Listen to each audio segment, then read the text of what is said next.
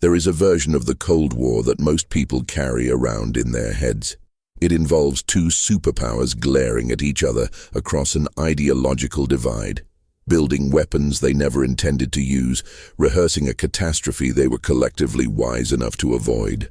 In this version, the whole thing resolves peacefully. The Berlin Wall comes down, the Soviet Union dissolves, and the world exhales. That version is not entirely false, but it leaves out the part where the world nearly ended on a Tuesday afternoon because a satellite misread sunlight reflecting off clouds. It leaves out the part where a single submarine officer, cut off from all communication, refused an order to launch a nuclear torpedo during the Cuban Missile Crisis, and no one outside a small circle knew about it for decades. It leaves out the bureaucratic machinery that kept running long after the politicians stopped paying attention, the automated systems that were given the authority to respond before any human being could be consulted, and the institutional culture of silence that treated near-annihilation as a routine operations matter to be filed and forgotten. The Cold War was not mostly peaceful, it was mostly quiet. Those are not the same thing. What follows is an account of 28 measures, policies, programs, and systems that emerged from that silence. Some were officially sanctioned. Some were the result of commanders acting beyond their authority. Some were never acknowledged at all. Taken individually, each one sounds like the product of extreme paranoia, the kind of thinking that turns reasonable people into men who build bunkers and refuse to drink fluoridated water. Taken together, they describe something more unsettling than paranoia. They describe a world that had constructed piece by piece the architecture of its own extinction and then staffed it with human beings who were expected to function normally inside it. The first thing to understand is that the Cold War was not managed by leaders. It was managed by systems. By the late 1950s, both the United States and the Soviet Union had built command and control infrastructures so vast and so complex that no single person, not even the president or the general secretary, could fully comprehend what they had created. The systems had their own logic, they had their own momentum, and the people inside them had, in many cases, stopped asking whether the systems made sense and started asking only whether they were functioning correctly. That distinction between sense and function, between judgment and procedure, is where most of the danger lived. The first measure worth examining in detail is the American nuclear war plan known as the Single Integrated Operational Plan, or SIOP, which was first developed in 1960 and remained in effect in various iterations for decades. The plan was, in the most literal sense, a blueprint for the destruction of human civilization as it then existed. By its own internal estimates, the initial version of SIOP called for the delivery of hundreds of nuclear weapons against targets across the Soviet Union, China, and the Eastern Bloc within a matter of hours. The projected casualties ran into the hundreds of millions. Military planners had, in the clinical language of targeting documents, accounted for what they called bonus kills, which referred to the deaths of civilians who happened to be located near military targets and who were not, technically speaking, the intended subjects of the strike. What made SIOP remarkable was not its scale, though its scale was almost incomprehensible, but its inflexibility. The plan was designed as an all-or-nothing proposition. There was no version of SIOP that involved a limited nuclear exchange. There was no option to strike a few targets and pause. Once the plan was activated, it ran to completion. Commanders who had access to it described a document that felt less like a military strategy and more like a machine that had already made its decisions. The men who would execute it were, in effect, operators rather than decision-makers. The decision, in any meaningful sense, had already been made. This was not an accident. It was a deliberate design choice rooted in a theory called massive retaliation, which held that the only credible deterrent against Soviet aggression was the credible promise of total destruction. Credibility, in this framework, required automaticity. If the Soviets believed that American retaliation would be swift and overwhelming and essentially unstoppable, they would not attack in the first place. The logic was coherent. The problem was that it eliminated the space between provocation and annihilation. It assumed that every crisis would be clearly legible, that intentions would always be obvious, that no one would ever mistake a technical malfunction for a missile launch.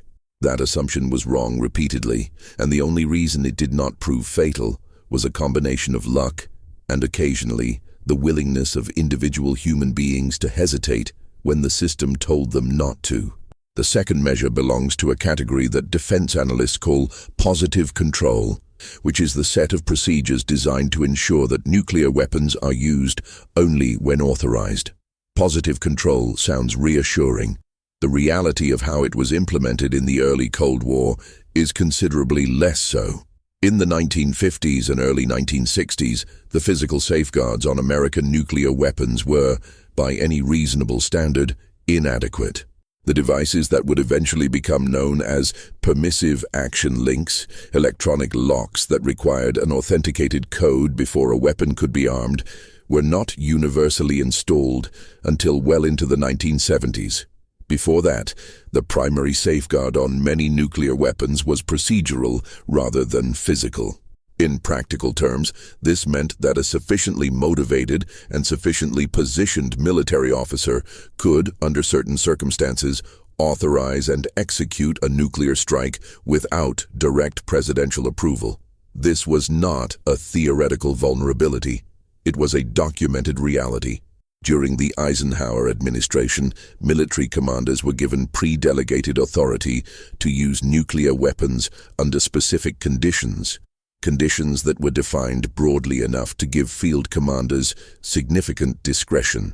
The rationale was that a Soviet first strike might destroy the national command authority, meaning the president and his designated successors, before any authorization could be transmitted. If that happened, someone still needed to be able to respond. So the authority was distributed downward, to theater commanders, to bomber crews, to submarine captains, creating a web of latent nuclear authority that existed in a persistent state of readiness and that was, by design, not fully visible or controllable from the top. Robert McNamara, who served as Secretary of Defense under Kennedy and Johnson, later said that he had been genuinely frightened by what he found when he took office. The degree of autonomy that had been built into the nuclear command structure was, in his assessment, a serious and underappreciated danger. He was not wrong, and the measures he put in place to address it, including the gradual installation of permissive action links and the tightening of pre-delegation authorities, were improvements. But they were improvements made to a system that had already been running for years in a condition that, had anyone been paying close enough attention, would have required immediate and comprehensive reform. The third measure is the one that most directly illustrates how the logic of the Cold War infected individual human beings at the operational level. It concerns the practice known as two-man rule, which required that any action involving nuclear weapons be performed by at least two individuals simultaneously, so that neither could act alone. The rule existed because planners recognized that a single individual, under stress, under ideological influence, or simply in the grip of a private psychological crisis, might do something catastrophic. Two people were supposed to prevent that. The rule was real, and it was enforced. What is less often discussed is the degree to which the same pressures that made the rule necessary also made it psychologically costly to the people who lived under it.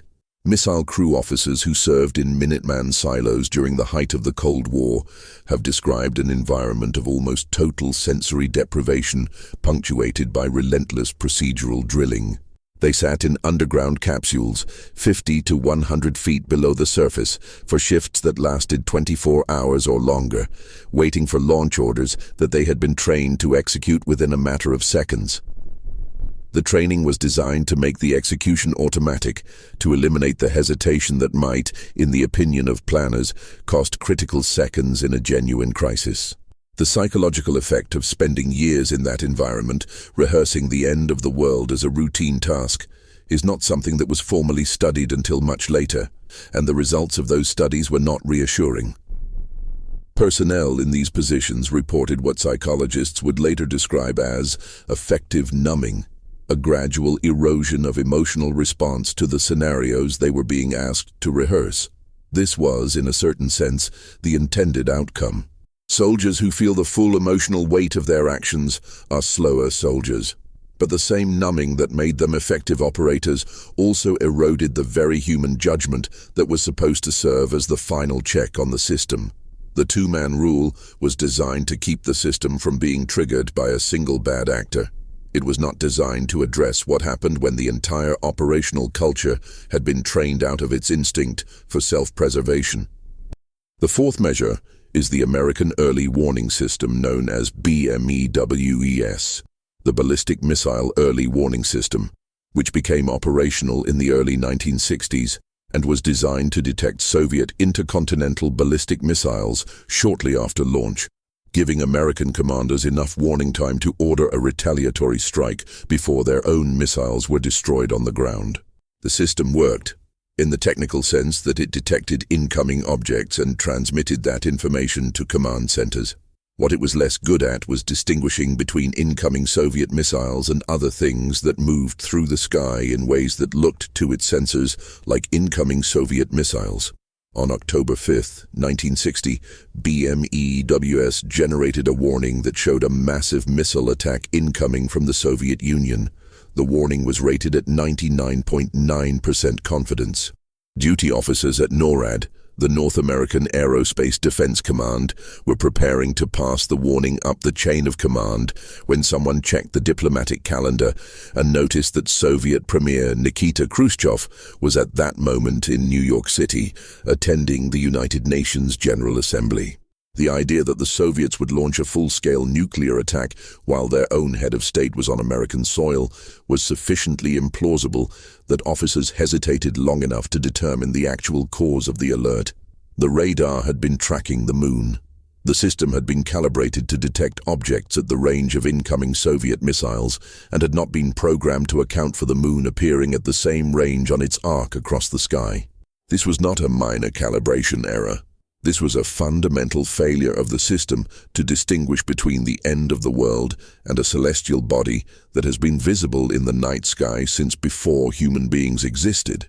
The fifth measure concerns the development of what defense planners called the fail-safe concept, which was an attempt to build into nuclear command systems a guarantee that weapons would not be used by accident, and that the use of weapons, if it occurred, would be the result of a deliberate human decision rather than a malfunction or a miscommunication.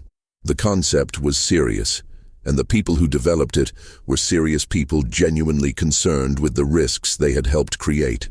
The problem was that fail-safe and the broader doctrine of deterrence were in fundamental tension with each other. Deterrence required that the system be credibly capable of responding automatically and rapidly. Fail-safe required that the system be capable of hesitating and verifying. These two requirements could not both be fully satisfied simultaneously, and in practice, deterrence won most of the arguments because deterrence was the primary justification for the entire enterprise, and fail-safe was a constraint that made the deterrent less credible in the eyes of planners who believed that any hesitation would be exploited by an adversary. The sixth measure is one that has become somewhat better known in recent years, though its full implications are still rarely discussed openly. In 1983, the Soviet Union deployed a semi-automated early warning and retaliatory system that Western analysts eventually designated Dead Hand, though the Soviets referred to it by a different name. The system was designed to ensure that the Soviet Union could retaliate against an American nuclear strike, even if the Soviet command structure had been entirely destroyed. It worked by monitoring seismic activity, radiation levels, and communications traffic, and by using those inputs to determine whether a nuclear attack had occurred. If the system determined that an attack had taken place, and if it could not detect any communication from the surviving Soviet leadership, it was authorized to transmit launch commands directly to Soviet missile forces, bypassing the human chain of command entirely. This system existed. It was built, and it was deployed. For years, American intelligence analysts suspected its existence but could not confirm it. Soviet officials did not acknowledge it publicly until after the Cold War ended, and even then, the full technical details remained classified. What is known is that the system represented, in perhaps its purest form, the endpoint of the Cold War's administrative logic. The fear of decapitation, the fear that a first strike would eliminate the leadership before any retaliation could be ordered, had produced a solution that eliminated the leadership from the process entirely. The machine would decide. The machine would respond. Human judgment was not required, and in fact, human judgment was precisely what the system was designed to circumvent. The seventh measure concerns a different kind of automation, one that operated not at the level of nuclear command, but at the level of individual military units operating without reliable communication. During the Cuban Missile Crisis in October 1962, 4 Soviet submarines were operating in the waters near Cuba under conditions of extreme stress and almost total communication blackout. The submarines had been at sea for weeks. They were running out of food and fresh water. The crews were exhausted. The heat inside the hulls, which was not designed for tropical waters, was reaching temperatures that were causing crew members to pass out at their stations. And they were being tracked and harassed by American naval forces who were using practice depth charges to force them to surface, a standard anti-submarine warfare procedure that the submarine crews had not been briefed on and which they had no way to distinguish from actual attacks. Aboard one of those submarines, the B-59, commanded by a captain named Valentin Savitsky, the situation had deteriorated to the point where Savitsky became convinced that war had already started. He ordered the assembly of the submarine's nuclear torpedo and prepared to fire it at the American task force. The nuclear torpedo, if launched, would have destroyed the American ships and, in all likelihood, triggered a nuclear exchange that would have killed hundreds of millions of people. What stopped it was the presence aboard the submarine of Vasily Arkhipov, a senior officer who had been assigned to the flotilla as a staff officer and whose position gave him the authority to veto the launch. He did. He argued with Savitsky. The argument was extended and difficult. The crew was in a state of near panic, and at the end of it, Archipov's refusal held. The torpedo was not fired. The submarine surfaced. Archipov's decision was a human decision. It was not a procedural decision or a system decision. It was one man looking at the situation and concluding that the evidence for war starting was not conclusive, that the depth charges might not be attacks, that the risk of being wrong was too high. That reasoning was correct. The war had not started. But the decision was made under conditions of such extreme stress, with such limited information, and in the face of such institutional pressure to respond with force, that it required an exceptional person to make it.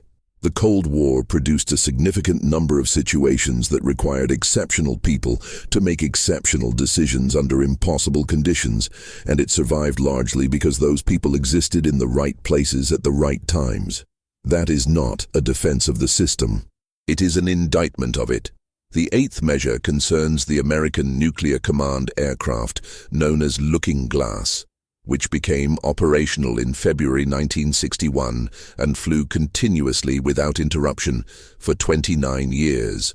Looking Glass was an airborne command post, operated by Strategic Air Command, that was designed to take over the nuclear command function if ground-based command centers were destroyed in a Soviet first strike.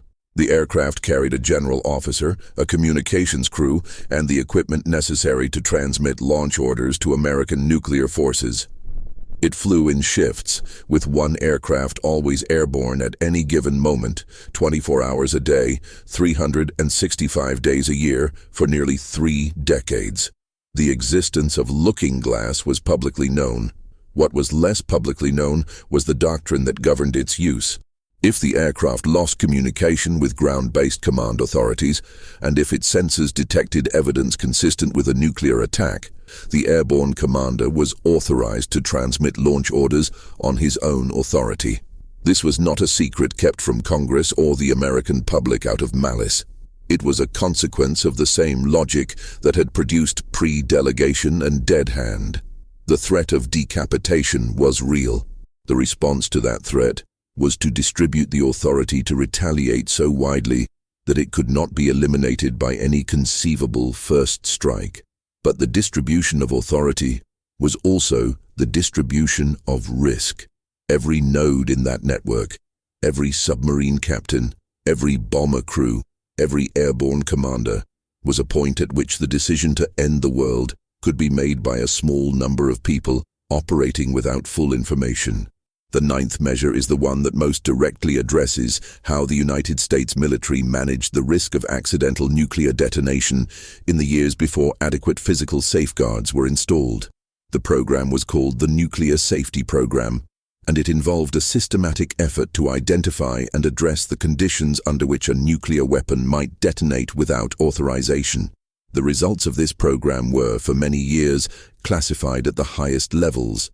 What the program found was that the early nuclear weapons in the American arsenal were, in several respects, dangerously unsafe. They were vulnerable to accidental detonation caused by electrical malfunctions, by fire, by impact, and in some cases by relatively minor physical damage.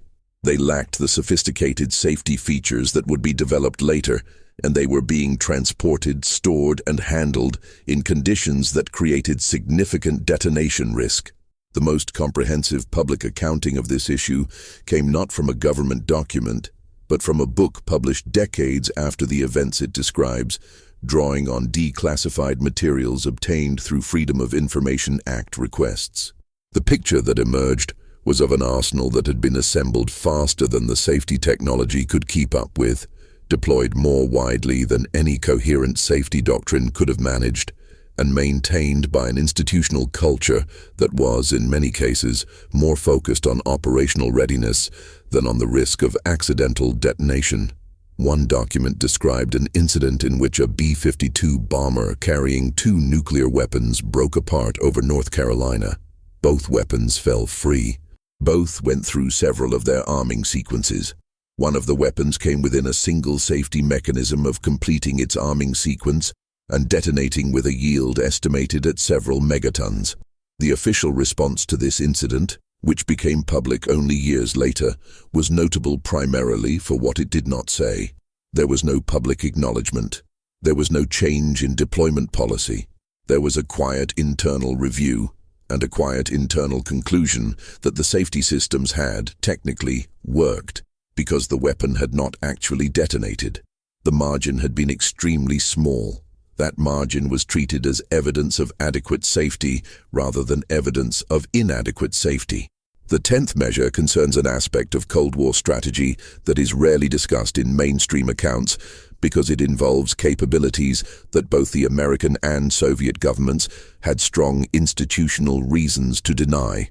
During the late 1950s and throughout the 1960s, American strategic planners developed and refined a targeting doctrine that included, as a primary objective, the destruction of the Soviet leadership in the first minutes of a nuclear exchange. This was called counterforce targeting when applied to military targets, and decapitation when applied to leadership. The doctrine held that eliminating the Soviet command structure early in a nuclear exchange would reduce the overall damage to the United States by preventing the Soviets from executing a coherent retaliatory strike. The logic was internally consistent.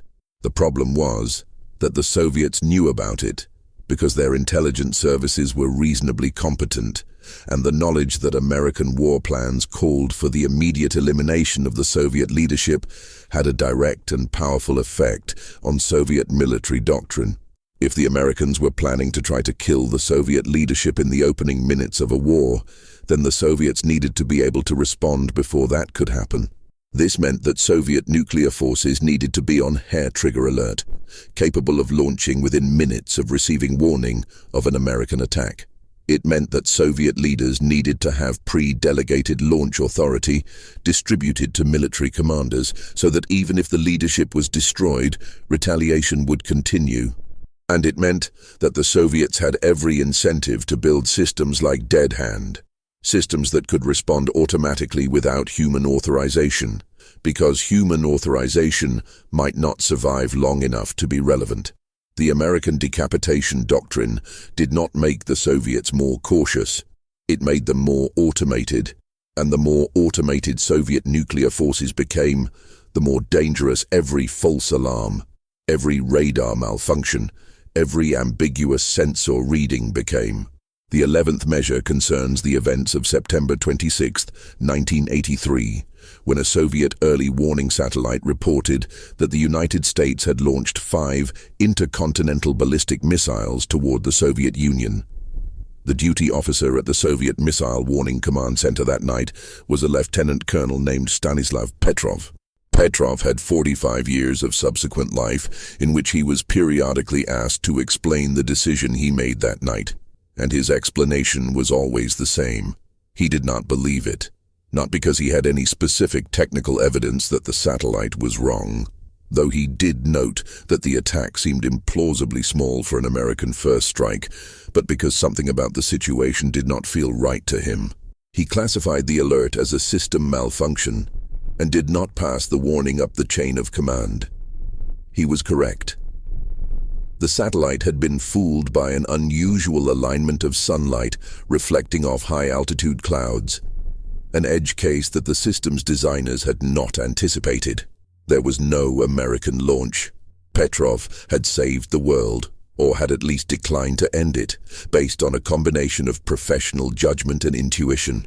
For this, he was neither formally punished nor formally rewarded. He was reprimanded for failing to properly fill out his duty log during the incident because he had been so occupied with managing the situation that he had not kept the paperwork current. The Soviet military bureaucracy's primary documented response to the near end of the world was a paperwork citation. The 12th measure is one that operated not in a single dramatic moment, but as a persistent structural feature of Cold War military culture on both sides, and it involves the management of information about accidents, malfunctions, and near misses within nuclear forces. On the American side, the Air Force and the Navy both maintained internal reporting systems for what they called broken arrows, a code phrase that referred to accidents involving nuclear weapons. These included accidental launches, accidental detonations, unauthorized uses, and losses of nuclear weapons. The official count of broken arrow events that has been acknowledged publicly is somewhere in the range of 32 incidents between 1950 and 1980. Independent researchers and former military officials have suggested the actual number is higher, that the official list represents only the incidents that were either too large to conceal or too well documented to deny. The reasons for this institutional culture of concealment were not primarily malicious. They were, in a sense, structural. Acknowledging accidents created political problems. It invited congressional scrutiny and public concern that could constrain military operations and reduce readiness. It created legal liability, and it was psychologically difficult for an institution whose entire purpose was the management of catastrophic risk to publicly acknowledge that it was managing that risk imperfectly. The result was that a significant amount of information about how close the world had come to accidental nuclear catastrophe was classified, suppressed, or simply not recorded in ways that would make it accessible to outside review. The Soviet side was, in this respect, considerably less transparent than the American side, which was itself not particularly transparent. Soviet military accidents involving nuclear weapons were treated as state secrets of the highest order. Personnel involved in such incidents were, in many cases, transferred to remote postings or retired early in ways designed to reduce the risk of disclosure. The full scope of Soviet nuclear accidents during the Cold War is still not known, and given the state of Russian archival access in the current period, it may never be fully known.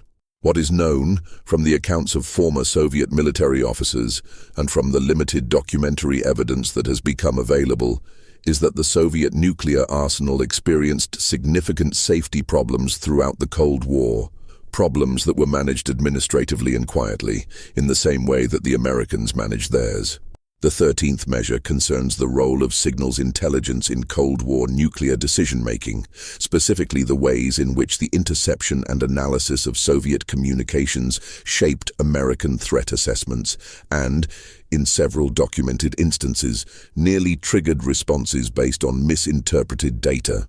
The National Security Agency and its predecessor organizations spent enormous resources throughout the Cold War monitoring Soviet military communications, attempting to assess Soviet intentions and capabilities from the patterns of signals traffic. The problem with this approach was one that intelligence analysts recognized but could not fully solve. Signals intelligence tells you what people are saying and how they are communicating. It does not tell you why. And the why, in the context of nuclear decision-making, was frequently the most important thing. During the 1983 NATO exercise known as Able Archer 83, American and Allied forces rehearsed the procedures for transitioning from conventional to nuclear war, using realistic command procedures and communications protocols that were, by design, indistinguishable from actual preparations for nuclear war.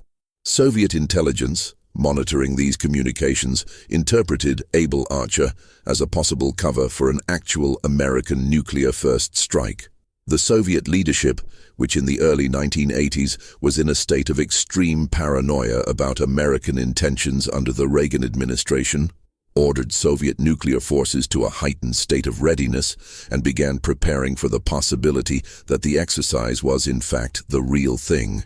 American intelligence, monitoring Soviet military communications in turn, detected this response and concluded that something serious was happening without immediately understanding what it was. The situation was resolved without incident, but the intelligence assessment produced by the episode was sobering.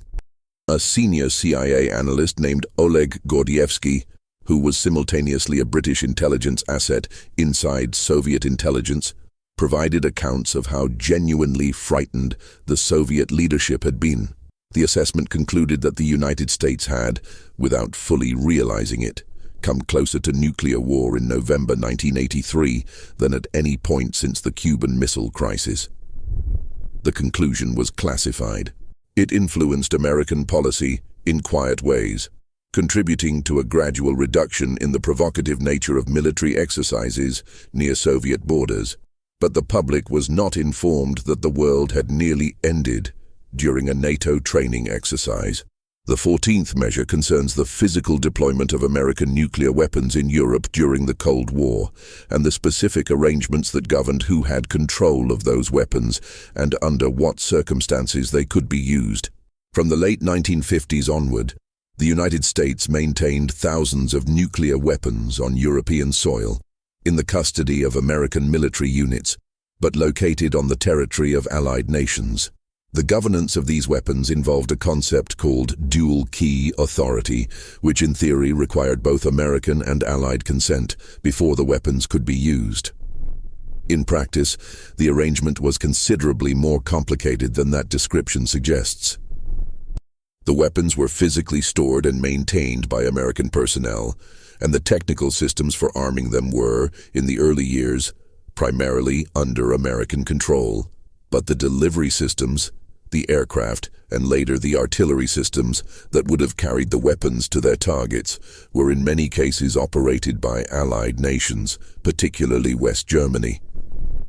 This created an arrangement in which the weapons could not be used without American authorization, but also could not be used effectively without Allied participation, and in which the practical authority over the weapons was distributed between American command structures and Allied military organizations in ways that were not always clearly defined. The arrangement generated persistent anxiety within NATO because the Soviets, who were aware of it in general terms, could never be entirely certain how quickly the weapons could be released for use and who would make that decision. This uncertainty was, from a deterrent standpoint, arguably useful because it made Soviet planning more difficult. But it was also a source of genuine risk, because ambiguity about authority in a crisis creates conditions for miscommunication and misadventure that clarity prevents. The 15th measure concerns the Soviet equivalent of the American nuclear weapons deployment in Europe, specifically the Soviets' deployment of intermediate-range nuclear forces in the Western Soviet Union and in client states, and the command arrangements that governed those forces. Soviet intermediate-range nuclear doctrine was, in important respects, more centralized than the American approach. The Soviet leadership, and specifically the General Staff of the Soviet Armed Forces, maintained extremely tight control over nuclear release authority, considerably tighter than the distributed authority structure that the Americans had developed. But tight control created its own problems. If communication between the General Staff and field commanders was disrupted, the field commanders might have weapons, but no authority to use them.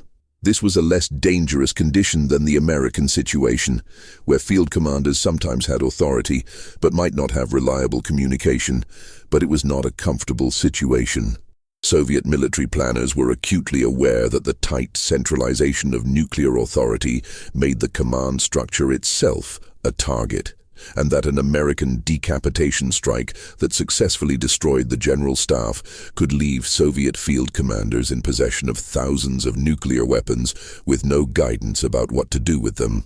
The response to this concern was, ultimately, dead hand. The solution to the problem of human fragility was a machine. The 16th measure involves an American military program that operated for decades under the kind of secrecy that makes retrospective accounting nearly impossible. From the late 1950s onward, American strategic planners maintained what was called the Single Integrated Operational Plan Targeting List, which specified the locations and types of all Soviet military, industrial, and governmental targets that American nuclear forces were programmed to destroy. This list was comprehensive in a way that is difficult to fully convey.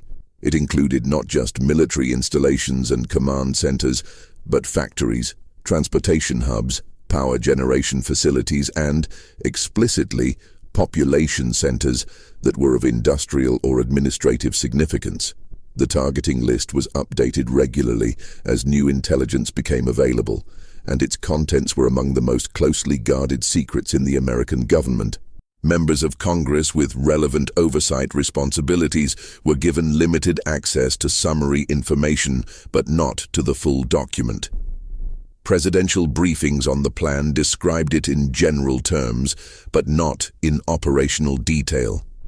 The practical effect of this secrecy was that the people who were nominally responsible for overseeing American nuclear policy were not fully informed about what that policy actually entailed. The officers and analysts who maintained the targeting list were, in a very real sense, the ones who controlled American nuclear strategy, because they controlled the document that defined what nuclear strategy meant in operational terms. The 17th measure concerns the relationship between American nuclear strategy and the command structures of the unified military commands that would have executed any nuclear war plan. During the Cold War, the commanders of regional military commands, the officers in charge of American forces in Europe, in the Pacific, in the Atlantic, had access to nuclear weapons and, under certain pre-delegation arrangements, had authority to use them in circumstances that were defined in classified directives. These arrangements were not fully transparent to the civilian leadership of the Defense Department or, in some periods, to the President himself. This was not a conspiracy.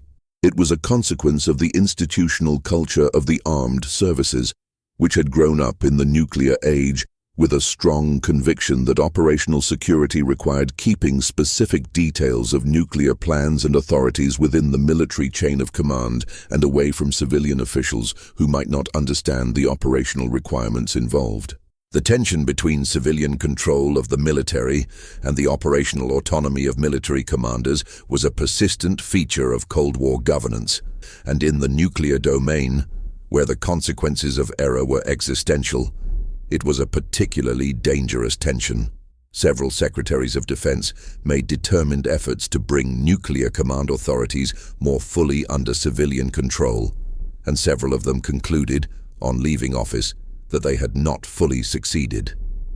The 18th measure involves a category of Cold War military activity that exists somewhere between recognized doctrine and institutional pathology. Throughout the Cold War, the United States and the Soviet Union both maintained programs of aggressive intelligence collection against each other that involved, on a regular basis, activities that would, in any formal legal sense, have constituted acts of war. American reconnaissance aircraft routinely penetrated Soviet airspace in the 1950s and early 1960s, gathering intelligence about Soviet military installations, radar networks, and missile sites. Several of these aircraft were shot down. Several American pilots died. Several were captured and held in Soviet prisons for years. None of these incidents were publicly acknowledged in a way that reflected their actual nature, because public acknowledgement would have required either accepting a condition of de facto warfare or backing down from the reconnaissance program, and neither option was acceptable. The Soviet side conducted equivalent operations with equivalent concealment. Both governments understood that their adversary was conducting these operations. Both governments officially denied knowledge of them. And the incidents that resulted from them, the shootdowns, the captures, the diplomatic crises, were managed through back channels and diplomatic code, in language that acknowledged the reality without publicly admitting it. This institutionalized dishonesty was not a failure of the Cold War system. It was a feature of it. The system required that certain truths be maintained in a state of simultaneous acknowledgement and denial, and both sides became extremely competent at operating in that condition. The 19th measure concerns the establishment and operation of the American Nuclear Command Center, known as Raven Rock, or Site R, a facility built inside a mountain in Pennsylvania as a hardened alternative to the Pentagon, designed to survive a nuclear strike on Washington and allow the continuation of government operations in the aftermath of such a strike. Raven Rock was one of several facilities constructed as part of the continuity of government program, which also included the Mount Weather facility in Virginia and the congressional bunker at the Greenbrier Resort in West Virginia. These facilities were built, staffed, equipped, and maintained at enormous expense over several decades, and their existence was, for most of that period, officially denied. The existence of the congressional bunker at the Greenbrier was a secret maintained for 35 years, until a journalist published a detailed account of it in 1992. The facility was designed to house all 535 members of Congress in the event of a nuclear attack, and it had been maintained in a state of readiness throughout the Cold War, complete with dormitories, a medical facility, a decontamination center, and a television studio from which congressional leaders could have broadcast to the survivors of a nuclear war. The facility was never used. It was decommissioned after its existence became public. What its existence revealed, more clearly than almost any other single fact, was the degree to which American institutions had made peace with the idea that a nuclear war was not only survivable, but governable. The 20th measure concerns the specific technical characteristics of American nuclear weapons in the early Cold War era, and the degree to which those characteristics created risks that were not fully understood or acknowledged at the time of deployment. The early nuclear weapons in the American arsenal were, by the standards of later designs, extremely primitive from a safety standpoint. They were designed primarily for yield, for the maximum destructive capacity that could be achieved with the available materials and technology, and safety considerations were, in many cases, secondary. This was not negligence. The weapons were designed by competent people working under enormous pressure in a novel field where the engineering standards had not yet been established. But the result was weapons that, by later assessment, had a non-trivial probability of accidental detonation under certain conditions. The Mk6 nuclear bomb, which was the primary American strategic weapon of the early 1950s, had a core of conventional high explosives surrounding a nuclear component, and the high explosives were sensitive enough to detonate from a significant impact or from an electrical fault in the weapon's arming system. If the conventional explosives detonated asymmetrically, the nuclear detonation would not occur, which was cold comfort given that a conventional explosion of that magnitude was itself a significant event. But if the explosives detonated symmetrically, which was the intent of the weapon's design, a nuclear detonation was possible even without the weapon having completed its full arming sequence. These characteristics were known to the weapon's designers. They were documented in safety assessments, and the weapons were deployed anyway, because the strategic need for them was assessed as greater than the safety risk they represented. The 21st measure concerns the Soviet submarine force and the conditions under which Soviet ballistic missile submarines operated throughout the Cold War. The Soviet Navy's strategic submarine force was, by most technical assessments, less reliable and less safe than its American counterpart. Soviet submarine reactor technology experienced a significant number of accidents, several of which resulted in radiation releases and crew casualties. Soviet ballistic missiles were, in the early Cold War period, liquid-fueled, which created significant explosion and fire risks aboard the submarines that carried them. And Soviet submarines operated with a command culture that, by the accounts of former Soviet officers who have spoken publicly since the end of the Cold War, placed heavy emphasis on achieving mission objectives at the expense of safety margins. The most serious known incident involving a Soviet ballistic missile submarine was the loss of the K-2-19 in October 1986, when a missile fuel leak in one of the submarine's launch tubes led to a fire and explosion that destroyed the submarine and killed several crew members. The submarine sank in the Atlantic Ocean with its nuclear warheads on board, where they remain. This incident received some public attention at the time, primarily because a Soviet sailor named Sergei Preminin died sealing the reactor compartment to prevent a reactor meltdown, and his story became known through post-Cold War accounts. What received less attention was the operational context. The K-2-19 had been on patrol in waters that were being closely tracked by American naval intelligence, and the destruction of a Soviet ballistic missile submarine in waters near the American coast raised, for a brief period, the possibility that it had been attacked. A possibility that was assessed and rejected, but that demonstrated how easily a technical accident could have been misread as a hostile act. The 22nd measure concerns the broader pattern of nuclear accidents involving Soviet submarines, a pattern that was substantially worse than the American equivalent, and that remained largely hidden behind the Soviet system's institutional culture of secrecy throughout the Cold War. The K-19 in 1961 experienced a catastrophic reactor coolant failure that required crew members to make manual repairs in conditions of extreme radiation exposure. 8 crew members died in the months following the incident from radiation-related causes. Dozens more experienced serious long-term health consequences. The Soviet Navy awarded the surviving crew members classified commendations and told them to say nothing about what had happened. The K-129 in 1968 sank in the Pacific Ocean with the loss of its entire crew under circumstances that have never been fully explained. The American CIA subsequently mounted a covert operation known as Project Azorian to raise the sunken submarine and recover its nuclear weapons and cryptographic material. The operation partially succeeded, recovering a section of the submarine along with the remains of some crew members and certain materials of intelligence value. The Soviet government was not informed. The operation remained classified for years and became public knowledge only through a combination of leaks and eventual declassification. It represented, in microcosm, the entire Cold War, a covert action conducted on the floor of the ocean, designed to exploit a catastrophe that had killed dozens of people, managed with complete secrecy and never officially acknowledged by either side. The 23rd measure involves the American early warning radar system and the several documented occasions on which it generated false alarms that, for brief but consequential periods, indicated that nuclear war had begun. The most significant of these occurred in November 1979 and again in June 1980.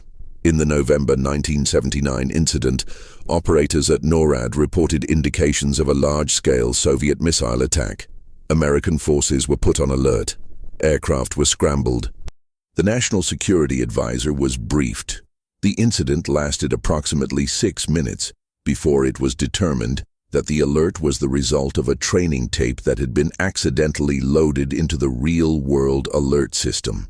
The training tape contained a simulated Soviet attack scenario, and the simulation data had been processed by the real warning system as if it were actual incoming data.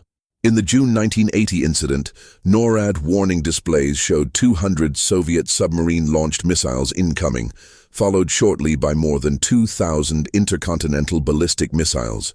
American nuclear forces were again placed on alert. Again, aircraft were scrambled. And again, the alert was a false one, caused by a failed integrated circuit in the warning system's communications equipment that had caused a 0 to appear as a 2 in the data, turning a message indicating no launches into a message indicating a massive launch. The circuit that failed cost 46 cents.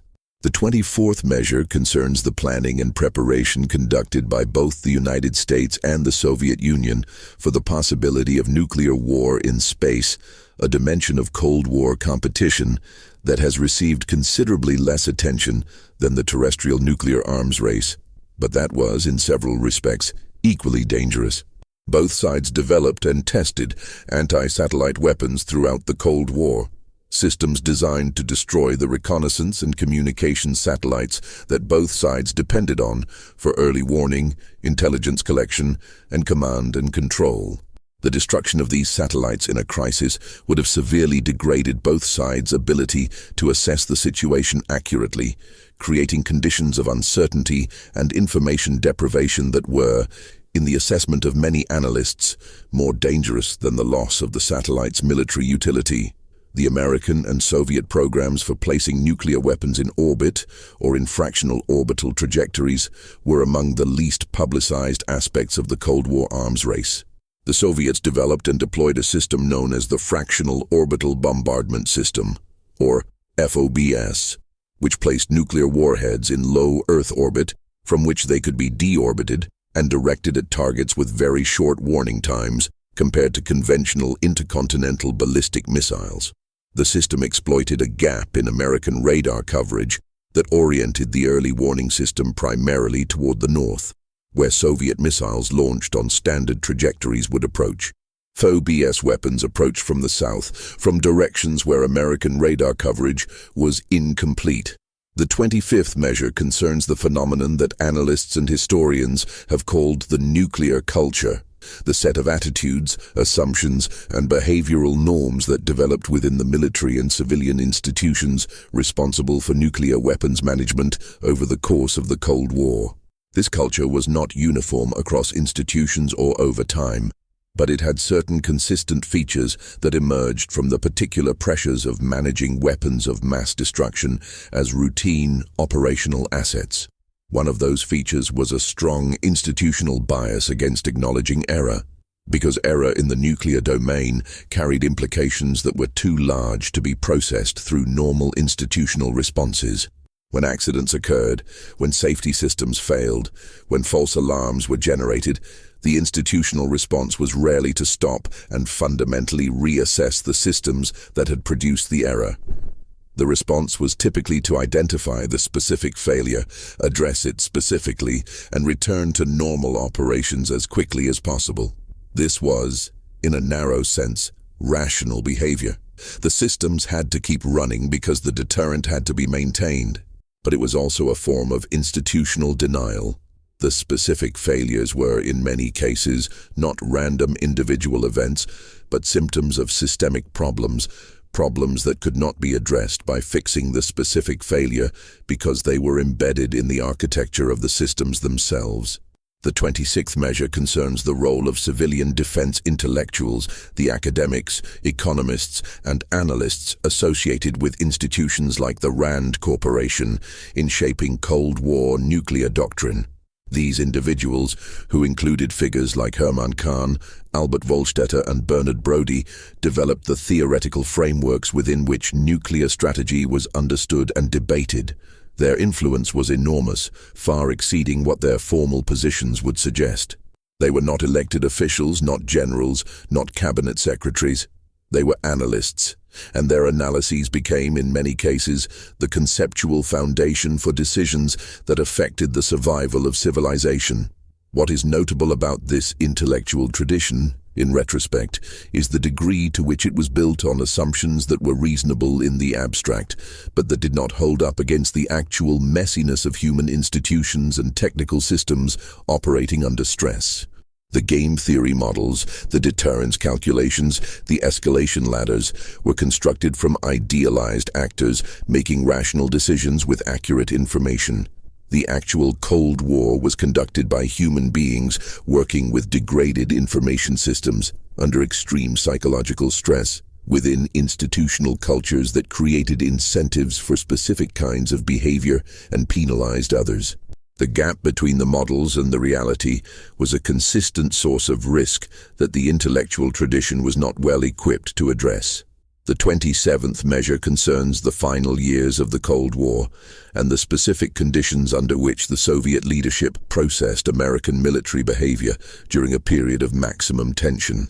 By the early 1980s, the Soviet Union was governed by a succession of aging, ill leaders, Brezhnev, Andropov, Chernenko, each of whom presided for a brief period before dying and being replaced by another. The institutional culture of the Soviet state, which had always been characterized by information management and the suppression of unwelcome analysis, became, during this period, particularly resistant to accurate assessment of external threats. The intelligence services that provided threat assessments to the leadership were, by the accounts of former officials who have spoken publicly, inclined to provide assessments that confirmed the leadership's existing concerns rather than challenges its assumptions. The result was a Soviet leadership that was, in the assessment of Western analysts and of some former Soviet officials, genuinely frightened of an American first strike in a way that exceeded what the available evidence justified, and that was making decisions about Soviet nuclear forces on the basis of threat assessments that were, in important respects, inaccurate. This was not a comfortable situation. A nuclear-armed state making decisions about its nuclear forces on the basis of inflated threat assessments in an environment of technological complexity and institutional secrecy, with a command structure that had built automated backup systems precisely because it did not trust human judgment to survive a crisis, was a deeply dangerous thing. The 28th measure is perhaps the most fundamental of all, and it is the one that, unlike the others, has never been formally addressed or resolved. Throughout the Cold War, both the United States and the Soviet Union built and maintained nuclear forces on the basis of a doctrine that required constant readiness, because the deterrent value of the weapons depended on the adversary believing that they would be used, and the adversary would only believe they would be used if they were always ready to be used. Constant readiness required constant alert postures, constant maintenance, constant rehearsal. Constant rehearsal created constant risk. The Cold War was, from beginning to end, a sustained exercise in managing catastrophic risk, and the management was never as good as the people running the systems believed it to be, because the systems were too complex, the information was too incomplete, and the human beings inside the systems were too subject to exactly the kinds of failure that the systems were designed to prevent. The compressed version of this history is that the world survived the Cold War. That is true. It is also true that the world survived the Cold War without fully understanding how close it came, on multiple occasions, to not surviving it, and without building, in the aftermath of survival, any institutional understanding of why it had been close. The declassified documents, the memoirs of former officials, the accounts of submarine officers and missile crew members and radar operators and intelligence analysts who have spoken publicly since the end of the Cold War describe a system that was perpetually more fragile than its designers intended and perpetually closer to catastrophic failure than its operators acknowledged. The Cuban Missile Crisis, which in the public memory is the central near-miss of the Cold War, was in fact one of the better documented and better managed crises of the period, precisely because it was public and because the stakes were visible enough that senior leadership on both sides was fully engaged. The near misses that came from technical malfunctions, from false alarms, from submarines cut off from communication, from NATO exercises misread as actual preparations, from satellites confused by sunlight on clouds, were managed, when they were managed at all, by middle-level officers operating without full information and without the kind of institutional support that would have allowed them to make genuinely informed decisions. In almost every case, the outcome was the right one. The alarm was identified as false. The launch was called off. The torpedo was not fired. The training tape was removed from the system. The 46-cent circuit was replaced. The world continued. But the frequency with which the world continued, based on the correct judgment of a single individual, operating in conditions of extreme stress with inadequate information, is not a record of successful risk management. It is a record of near misses that happen to have come out in the right direction. The difference between that record and a record of catastrophic failure is the difference between Stanislav Petrov trusting his instinct and Stanislav Petrov following his protocol, between Vasily Arkhipov being assigned to that specific submarine and Vasily Arkhipov being assigned elsewhere, between the 46-cent circuit failing in a way that was recognized as a failure and failing in a way that was not. The Cold War ended in 1991 with the dissolution of the Soviet Union. The nuclear weapons remained. The command structures that had been built to manage them remained. The doctrines of deterrence and assured destruction remained. The hair-trigger alert postures remained. The early warning systems remained, along with their susceptibility to false alarms. The dead hand system, or its successor, remained. The pre-delegation authorities remained, in modified form. The intellectual tradition that had provided the theoretical justification for all of it remained, largely unreformed and largely unexamined. The Cold War ended. The infrastructure of the Cold War did not.